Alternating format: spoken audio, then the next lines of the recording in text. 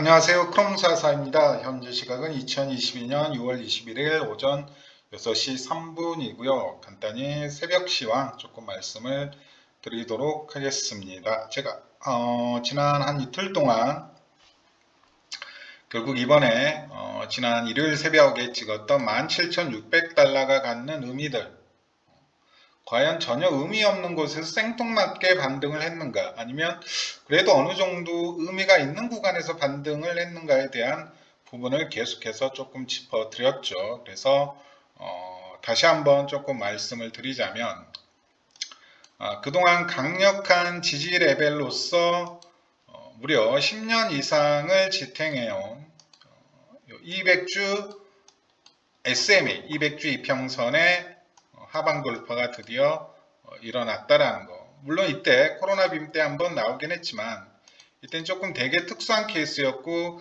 그 다음 주에 양봉으로 바로 회복시키는 모습을 보여주었죠. 즉 조정이 직전 반감기 고점 아래로 내려오는 유사의 비트코인 역사 이래로 처음 발생한 일이 생김으로써 지금 많은 분들이 이제 드디어 비트코인 10K 간다, 12K 간다, 혹은 3K 간다. 대외적 환경도 이렇게 안 좋고 대내적으로도 아직 수많은 폭탄들이 잠재했는데 비트라고 별 수 있느냐, 뭐 이런 얘기가 팽배하죠. 하지만 저는 지난 영상에서 몇 가지 근거들을 들어서 왜 17,600달러가 충분히 당분간은 볼 수 없는 저점이 될 수 있는가에 대한 얘기를 말씀드렸습니다. 물론 이 17,600달러가 다시 한번 내려올 가능성은 충분히 있습니다. 왜냐하면 이런 형태의 조정을 우리는 충분히 생각해 볼 수 있으니까요. 이런 형태 한 3개월 동안의 바닥 다지기 구간의 조정을 생각해 볼 수 있으니까요. 하지만 우리가 진짜 바라는 것은 이런 V자 반등일 겁니다. 대부분의 투자자들이. 그렇죠. 이런 V자 반등을 바라겠죠. 하지만 이런 V자 반등이 나오기 위해서는 조금 호재가 터져줘야 되고요. 지금 상황에서 우리가 기대할 수 있는 가장 큰 호재는 솔직히 말하면 우크라이나와 러시아 간의 휴전 협정이나 혹은 정전 협정이 체결된다면 우리는 어쩌면 이런 V자 반등을 구경할 수도 있을 것입니다. 지금 현재 당면한 이 하이퍼 인플레이션의 가장 기본적인 원인이 에너지하고 식량이라면 어쨌든 에너지는 러시아에서, 그 다음에 전 세계에서 가장 많은 식량 자원으로서 사용되는 밀이라는 부분을 생각했을 때 우크라이나까지 더불어 지금의 하이퍼 인플레이션, 즉 8% 이상 지속되는 이 하이퍼 인플레이션을 어느 정도 진정시킬 수 있는 가장 직접적이면서도 확실한 치료제가 바로 러시아와 우크라이나의 휴전 내지는 정전 협정이겠죠. 그러면 어쨌든 세계는 러시아에 대한 무역 제재를 어느 정도 완화시킬 거고, 어차피 시장은 실제 실물보다는 조금 빨리 반응하는 경향이 있거든요. 실제 인플레이션율이 떨어지는 속도보다도 훨씬 더 빠르게 시장은 선반영이 되는 경우가 있습니다. 그걸 뭐 보통 선반영 그러죠. 시장은 바로 발동을 할 겁니다. 바로 V자 반등을 할 거예요. 만약에 그런 일이 일어난다면요. 하지만 우리는 현실적으로는 이런 형태의 조정, 3개월 혹은 이런 형태의 조정, 대략 4개월에서 5개월 정도였죠. 혹은 이런 형태의 조정,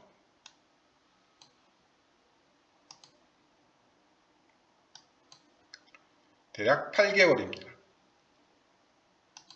8개월에서 9개월. 이런 형태의 조정을 예상하고 있어야 된다는 얘기죠. 물론 V자 반등해주면 얼마나 좋겠습니까? 하지만 그건 저희의 희망사항일 뿐이고 현실은 녹록치 않죠. 즉 이렇게 저점을 한 번 더 종가가 아니라 꼬리로서 갱신할 가능성은 충분히 존재한다 이거죠. 다시 한번 저점을 이렇게 종가가 아니라 꼬리로서 테스트할 가능성은 여전히 존재한다. 하지만 이 테스트 과정에서 만약에 종가상으로 17,600달러가 지켜진다면 어쩌면 이 17,600달러, 좀 더 구체적으로 말씀을 드리면 이 바로 365주 EMA는 다시 한번 365주 EMA는 다시는 당분간은 구경하기 힘든 저점 구간이 될 수 있다는 거죠. 그러면 단기 저항 라인은 언제가 되는가요?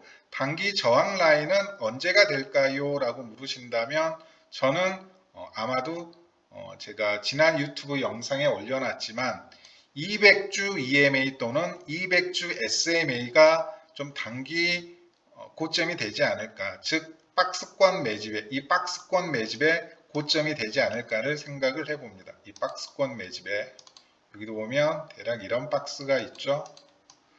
여기도 보면 이런 박스가 있고요. 이때는 V자 반등이니까 해당 사항 없고요. 이때는 거의 8개월에서 9개월 동안 이런 박스가 있다는 걸 확인하실 수 있을 겁니다. 그리고 추세 전환은 박스가 돌파했을 때 장대 양봉과 함께 다시 한번 추세 전환은 박스가 돌파했을 때 장대 양봉과 함께 박스가 돌파했을 때 장대 양봉과 함께 나타난다는 걸 알 수가 있습니다. 그래서 우리는 중단기 고점에서는 어느 정도 물량을 덜어내고 내려올 거에 대비해서 내려오면 또 분할로 계속해서 평단을 낮추면서 수량을 늘려가시고요. 하지만 손절은 반드시 이제 365주 EMA로 잡고 계셔야 됩니다. 왜? 매수의 근거가 365주 EMA이니까. 이해되셨나요? 그래서 자신의 매수의 근거가 깨졌을 때는 손절을 하셔야 됩니다. 만약에 이 17,600달러가 깨졌을 경우 그 다음 구간은 어쩌면 거의 대부분의 사람들이 예상하는 것처럼 10K가 될 수밖에 없다라고 제가 말씀을 드렸었죠. 피보나치적으로 봤을 때도 파동적으로 봤을 때도 매물대 관점에서도 10K에서 12K 사이로 저점이 형성될 가능성이 아주 높습니다. 하지만 이제 누군가 물으신다면 당신은 17,600달러를 저점으로 해서 물론 이 구간을 몇 달 다지는 과정은 있겠지만 17,600달러를 저점으로 해서 올라갈 가능성과 그 아래를 깨고 훨씬 더 아래 신저점을 작성할 가능성 둘 중에 어떤 가능성이 더 높나요? 라고 물어보신다면 저는 지금은 거의 8대2 또는 9대1 수준으로 최소한의 우리가 매수를 받아볼 강력한 근거는 즉 저점은 어느 정도 잡혔다라고 저는 생각을 합니다. 그 근거는 단순히 제가 지난 일요일에 혹은 지난 월요일에 말씀드렸던 기술적 분석의 근거일 뿐만 아니라 온체인도 실은 지금은 저점이거나 저점 구간과 근사치에 가까워져 있다는 걸 너무나도 명확하게 그 어느 때보다도 강하게 말하고 있기 때문입니다. 그래서 단순히 기술적으로 뿐만 아니라 온체인상으로도 그 다음에 시장의 일반 참여자들의 분위기 얼마나 많은 시장 참여자들이 지금 캡슐레이션 상황으로 들어갔는가 얼마나 많은 사람들이 드디어 쥐지를 치고 이 시장을 떠나려고 하는가 얼마나 많은 사람들이 이 시장을 냉소적으로 그리고 비관적으로 바라보고 있는가의 이른바 인간지표라고 그러죠. 유튜버 지표라고도 할게요. 유튜버 지표만 봐도 저는 어느 정도는 17,600달러가 중단기 저점이 충분히 될 확률이 있다. 그리고 어쩌면 약간의 호재만, 이건 약간 운에 관련된 부분이니까 정말 우크라이나와 러시아가 정말로 근시일 내에 휴전이나 정전협정만 성사되면 저는 V자 반등도 볼 수 있다고 생각을 합니다. 제가 생각하기에 지금 러시아는 때를 쓰고 있거든요. 어차피 전쟁 길게 끌고 가봐야 우리가 피해보는 것보다 전 세계가 피해보는 게 훨씬 더 클 거라는 걸 푸틴이나 러시아나 너무나 잘 알고 있습니다. 너네들 인플레이션 어쩔 건데 지금 이렇게 하고 있어요.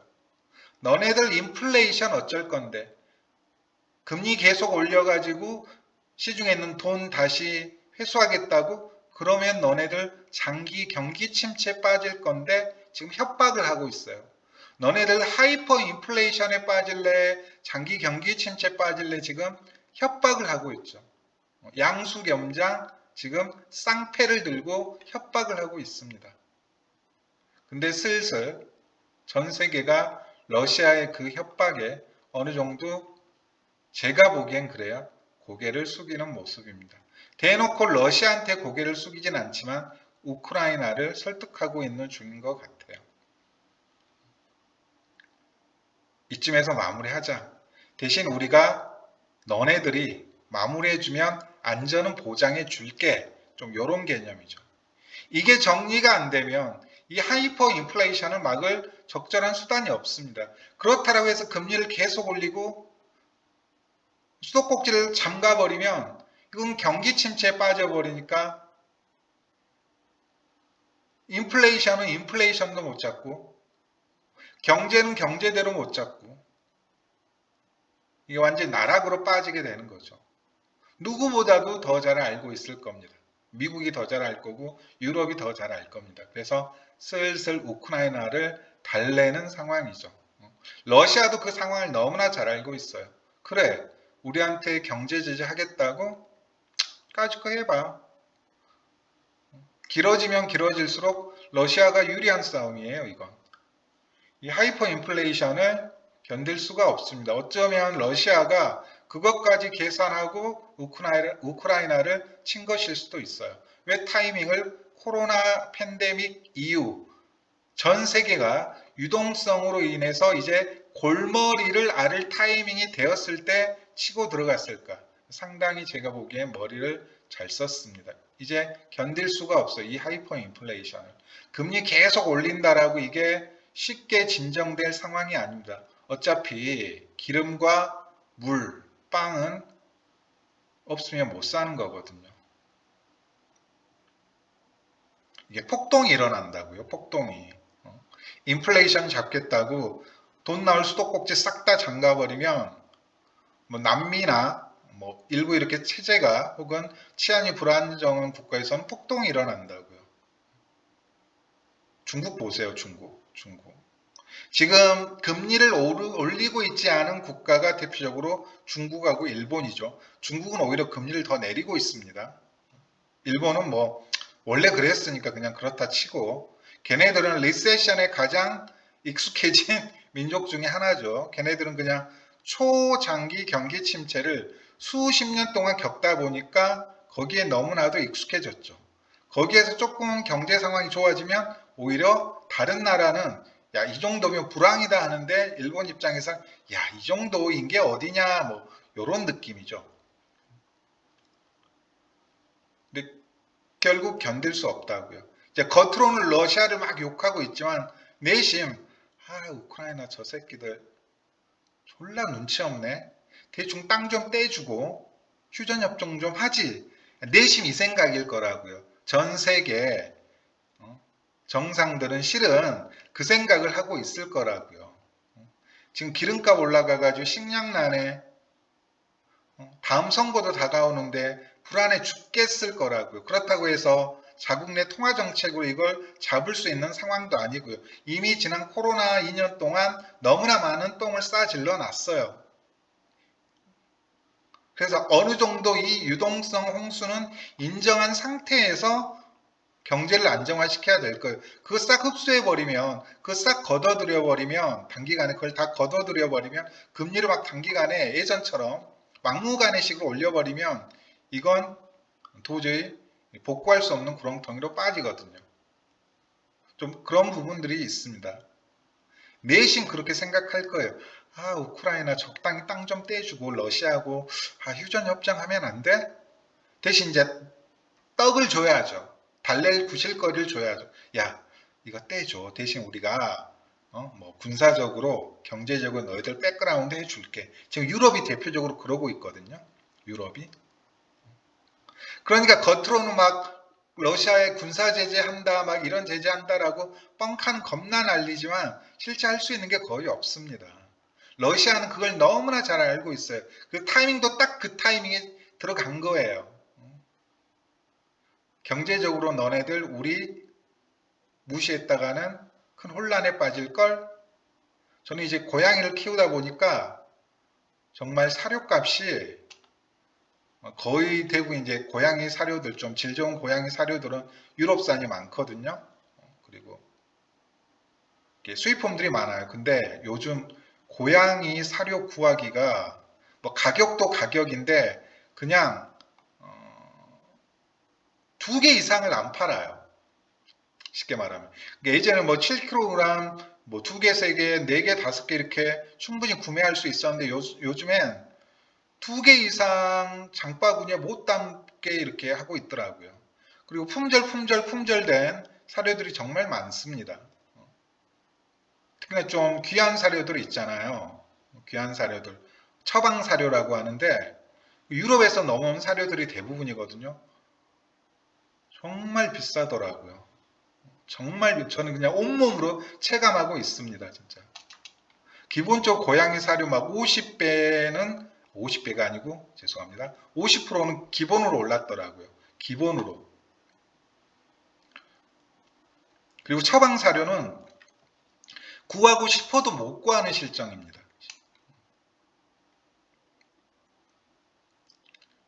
그래서 뭐 다시 뭐 잠깐 또 이상한 얘기를 했는데 결론 우리가 V자 반등을 기대하려면 좀 호재가 하나 터져줘야 되고요.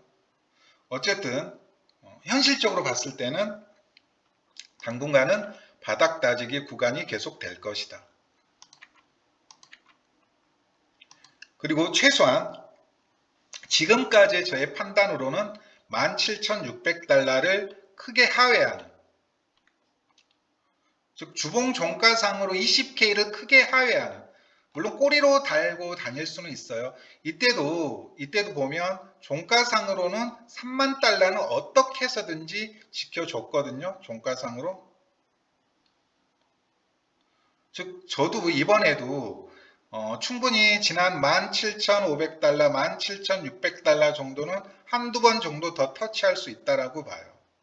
하지만 주봉 기준으로 2만 달러를 깨는 조정까지는 당분간은 조금 나오기 힘들지 않을까라고 어느 정도 보고 있습니다.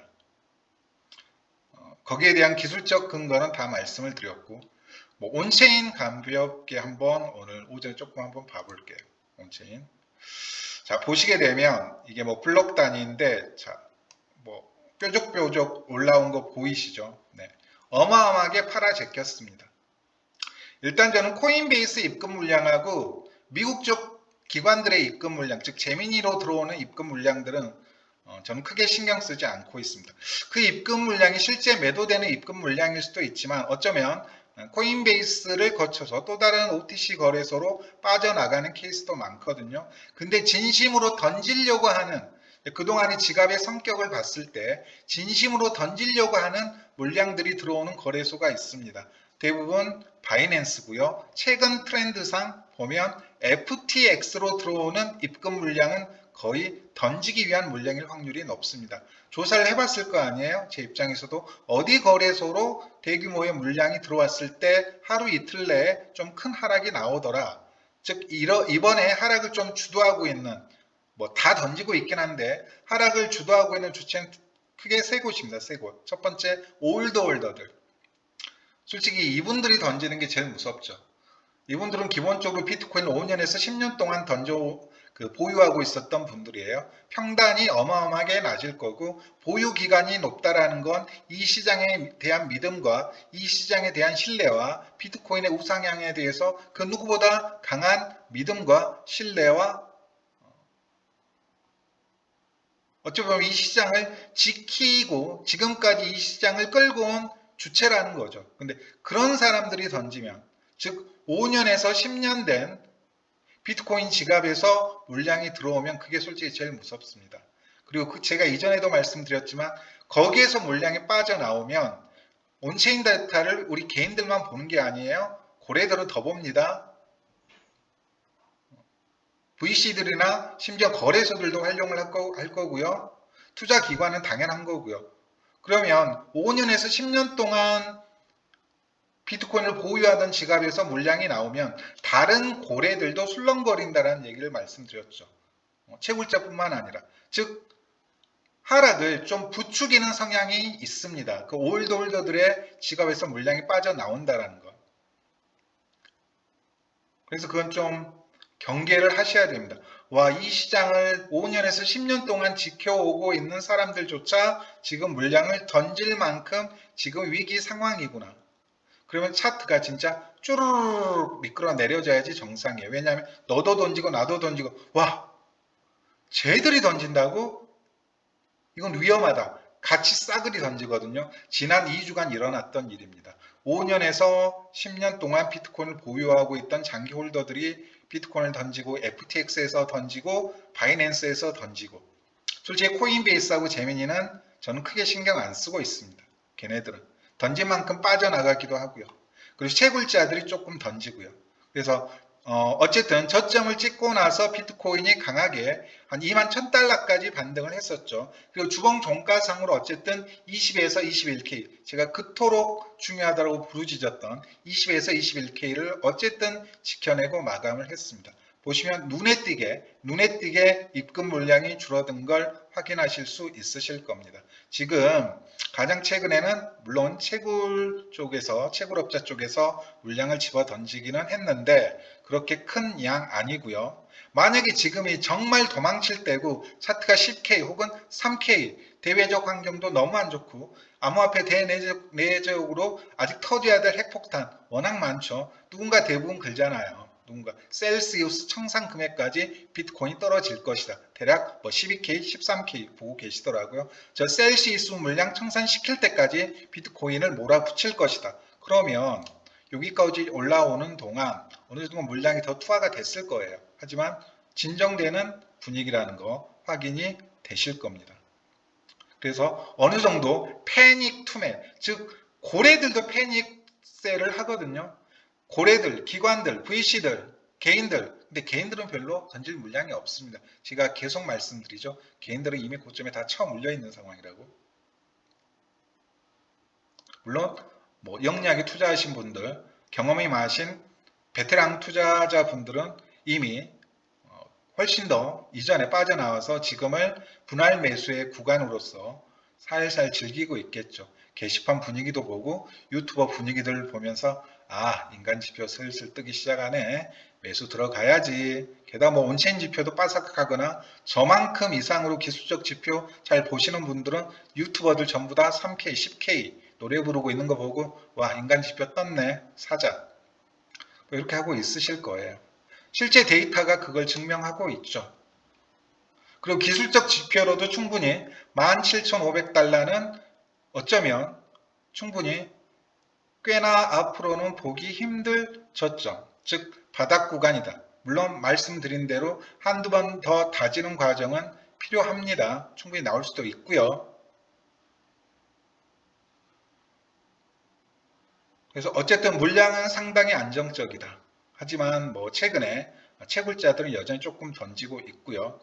즉 여러분들 그 해실리본에서 채굴자들이 드디어 다시 채굴을 재개하고 즉 캡슐레이션에서 빠져나와서 다시 한번 시장에 대한 우상향에 대한 믿음으로 채굴을 시작하고 해시레이트를 올리는 타이밍이 올 거예요. 그게 언제인지는 모릅니다. 어쩌면 비트코인 차트를 한참 올린 후에 바이 사인이 뜰 수도 있어요. 너무 그 해시리본 지표에 의지하지 마세요. 제가 어떤 분석 영상에서 말씀드렸죠. 자, 해시리본은 매수 신호로서 이용하는 게 아닙니다. 과연 채굴자가 어떤 가격 아래로, 어떤 가격 밑으로 차트가 떨어지면 채산성이 안 맞아서 자기가 보유하고 있던, 자기가 캐오고 있던 비트코인을 집어 던지는가를, 즉 채굴 원가를 알아내는 어떤 보조 지표로서 사용하는 거지 해시리본에서 바이 신호가 떴다라고 풀매수 요런 분석 영상을 올리시는 분들도 있더라고. 그건 너무 단세포적인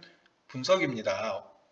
오히려 해시리본은 채굴 원가를 알아냄으로써 이 채굴 원가 아래로 가격이 떨어지면 채산성이 떨어지니까 채굴을 중단하고 그동안 쌓아왔던 비트코인을 시장에 던지니까 곧 큰 하락이 오겠구나. 그걸 알아보는 지표예요. 곧 큰 하락이 오겠구나. 실제 채굴자들 커퓰레이션을 실시하고 나서 물량 어마어마하게 집어넣습니다. 채굴자들이 움직이면 또 술렁거린다고요. 다른 세력들, 다른 고래들도 술렁거립니다. 이게 일종의 연쇄 효과예요. 연쇄 효과. 채굴자들이 이제 직산성 안 맞아서 커퓰레이션이 나왔네. 이거 집어 던지겠는데 걔들이 집어 던지기 전에 나도 먼저 던져야겠다. 이게 시장의 분위기거든요. 근데 어느 정도 그게 진정이 됐습니다. 그게 진정이 안 된 상황이라면 물량이 더 쏟아졌겠죠. 그리고 제가 계속해서 말씀드리죠. 그 역대급으로 쏟아지는 물량, 역대급으로 지금 암호화폐 대내적으로 산재되어 있는 악재들, 루나 사태 이후로, 그리고 그 역대급으로 안 좋은 대외적 상황들, 인플레이션, 하이퍼 인플레이션, 역대급이죠. 금리, 자이언트 스텝, 역대급이죠. 게다가 개미들은 이제 수도꼭지 싹 다 잠궈놔서 돈 날 구멍이 없습니다. 요새 신용대출 알아보진 않았지만 제가 알기로는 기본 5% 정도라고 알고 있어요. 이제 대출 이자 압박에 어디서 돈 날 구멍도 없습니다. 개미들은. 누구만 돈이 있다고요? 기관하고 세력들. 유동성은 아직 넘쳐나요. 개미만 돈이 없을 뿐입니다. 유동성 지표 한번 봐보세요. 개미들만 돈이 없을 뿐이에요. 그 역대급으로 쏟아내는 물량들을 누군가 다 받아 먹으니까 차트가 2만 달러를 지켜내고 올라간 거라고요. 그게 아니라면 차트 여기 있어야 된다고요. 여기 있어야 돼요. 뭔 놈의 펀더멘탈이 이렇게 강한지 저는 모르겠어요. 솔직히. 고작 6.9K에서 고작 2K까지 떨어졌을 뿐이에요. 고작 해야 세 토막이라니까요. 삼성전자입니까? 삼성전자도 반 토막이 나는데 막 넷플릭스 봐보세요. 기본 9토막은 기본이라니까요. 8토막, 9토막은 기본이에요. 우리가 좀 이름 좀 들어봤다던 대형 기술주들 한번 봐보세요. 기본이 8토막에서 9토막입니다. 그런 애들도. 시총 몇십억 달러를 자랑하는. 근데 뭔 놈의 비트코인, 데이터 쪼가리 주제에 고작 3토막 나고 지금 버텨내고 있는 거 보세요. 이게 뭘 의미하는가를 상황을 보세요. 상황을. 차트 여기 있어야 된다니까요. 개미꼬식이다 그러는데 계속 그런 얘기 하더라고. 조금 오르면 저거 개미꼬식이다. 아니 개미들이 지금 돈이 있습니까? 물어볼게요. 지금 개미들 돈이 있어요?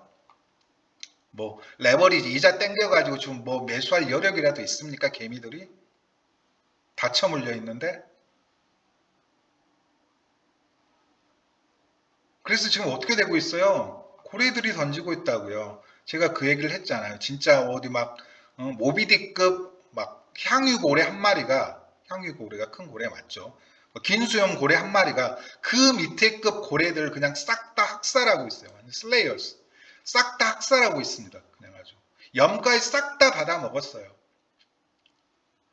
물론 경제 상황이 좋고 시장 유동성이 풍부하고 암호화폐 내적으로도 암호화폐에 대한 가능성에 대해서 모든 사람이 지금 환호하고 있고 이게 정말 좋은 자산이다, 미래가 밝은 자산이다, 좀 그런 환경 속에서 나온 받아먹기면 저는 이렇게 생각 안 할 거예요. 근데 그게 아니잖아요. 그 알 보셨잖아요. 지금 상황이 어때요? 암호화폐 투자하는 사람은 전부 다 도박꾼으로 취급되고 있는 시장 분위기입니다. 근데 그런 분위기에서 대내적, 대외적, 인간지표, 언론, 매크로 경제 환경, 암호화폐 대내적으로 지금 터지게 될 리스크, 폭탄, 그럼에도 불구하고 2만 달러를 지켜내고 17,000달러에서 감아 올리는 거 보세요. 이 매수세 어디에서 올까요? 자꾸 개미 털릴 개미가 어디 있습니까? 다 털렸는데, 다 쳐물려 있는데. 개미들이 무슨 매수세로 이 차트를 끌어올립니까? 저렇게 물량에서 쏟아내는데 5년에서 10년짜리 올더들도 집어 던지는 판국에 그걸 누군가는 받아먹고 있다니까요. 아싸 좋다 하고 이게 웬 떡이냐 하고. 상황을 보십시오. 상황을. 그리고 이제 오늘은 제가 이제 앞으로 일주일에 한 번씩 온체인 지표 하나씩 좀 소개하는 영상을 올릴 건데 오늘은 간단히 MVRV 지표에 대해서 알아보도록 하겠습니다. 이건 가장 오래된 MVRV 지표고요. 간단히 지금 제가 보고 있는 지표 말씀드리면 이 보라색은 채굴자 지표인데 최근에 떴다라는 거 조금 말씀드렸죠. 살짝 올라왔죠. 그리고 이 아래 보면 고래들의 덤핑 현황입니다. 이 아래 파란색이 고래들의 덤핑 현황인데 보세요. 역대급으로 고래들이 덤핑을 쳤습니다. 이건 고래들의 덤핑 현황이에요. 개인 리테일러들 말고요.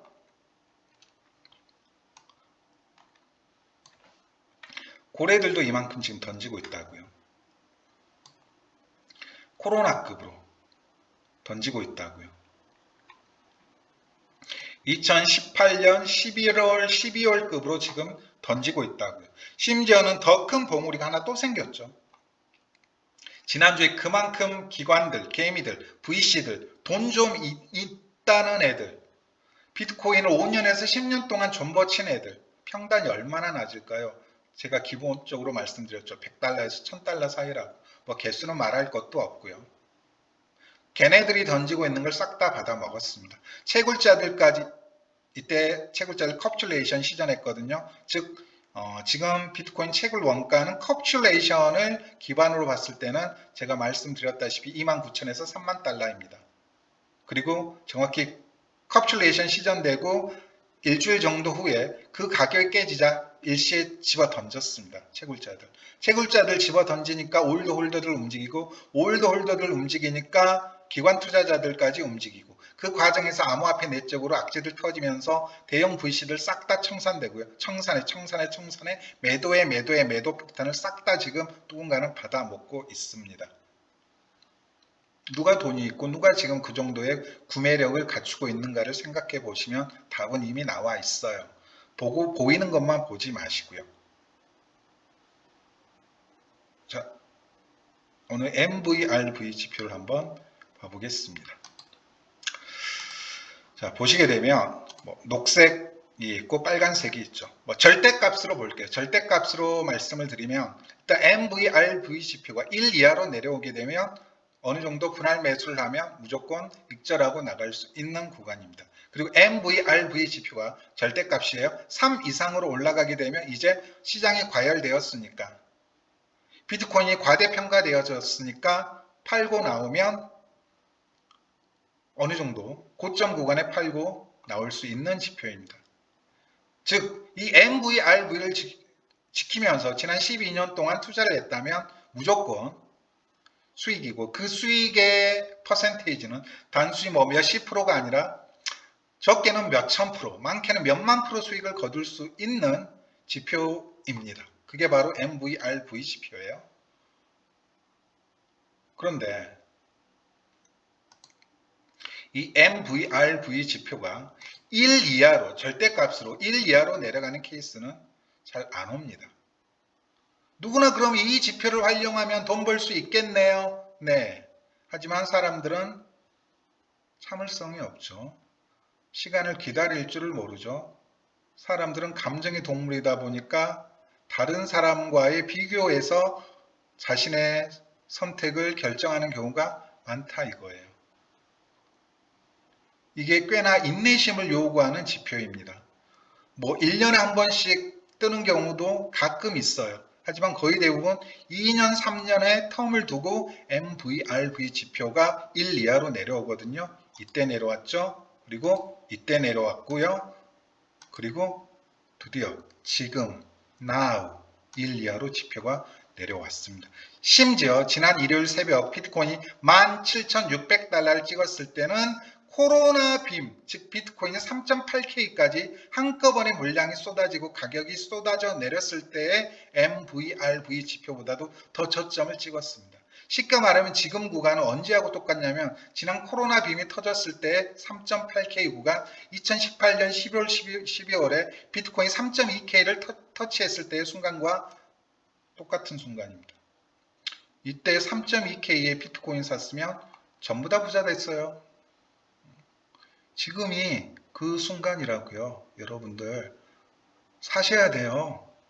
유튜버들 막 팔라고 게시판 보면 왜 아직도 손절 안 하고 버티느냐? 팔라고 그러죠. 배 아프니까. 나는 이미 손절하고 나는 이미 선물하다가 싹 다 시드 갈려가지고 상승장 오고 너네들이 돈 벌면 배 아파 뒤질 것 같거든요. 그 유튜버들도 마찬가지고요.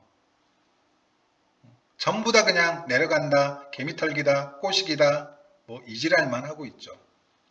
근거는 없죠.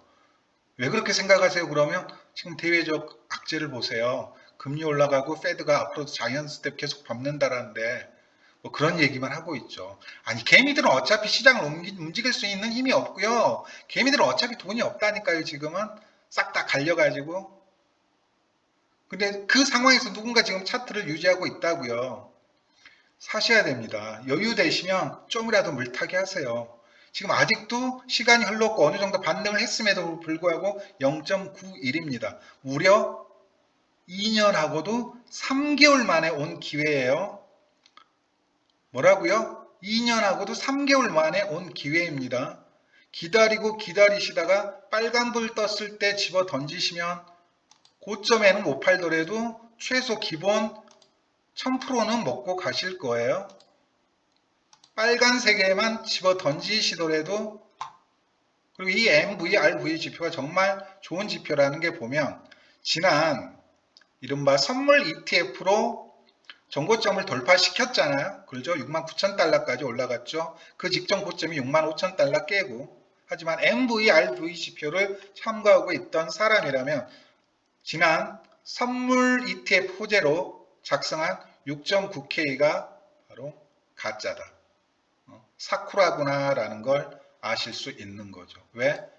실제 거래소 가격은 69,000달러를 찍었지만 MVRV 지표를 봤을 때는 그 가격은 조작된 가격이라는 거죠.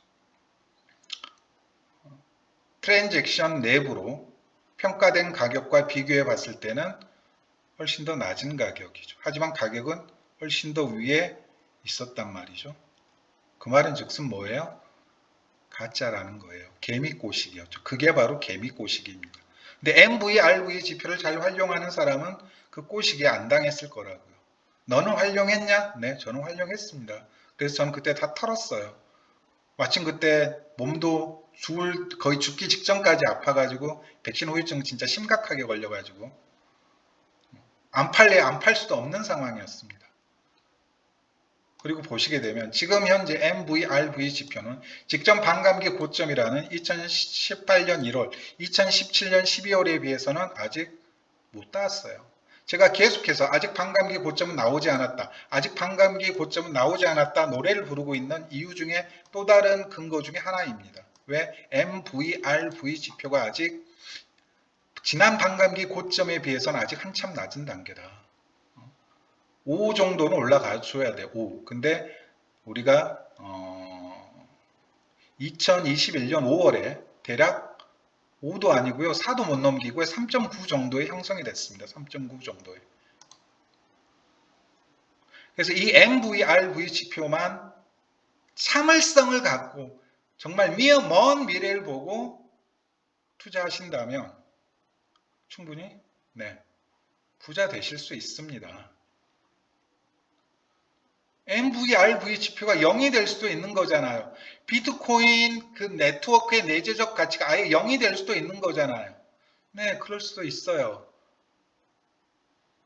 근데 그게 0이라면 지금 떨어져야 된다니까요. 지금 비트코인이 10K, 3K, 5K 막 이렇게 떨어져야 돼요. 지금보다 더 안 좋았던 상황이 없으니까 대내적으로 대외적으로. 아마 마운트 콕스 사태에 터졌어도 지금보다는 나쁘지 않은 상황이었을 거예요. 그냥 큰 거래소 하나가 해킹 당했을 뿐이에요.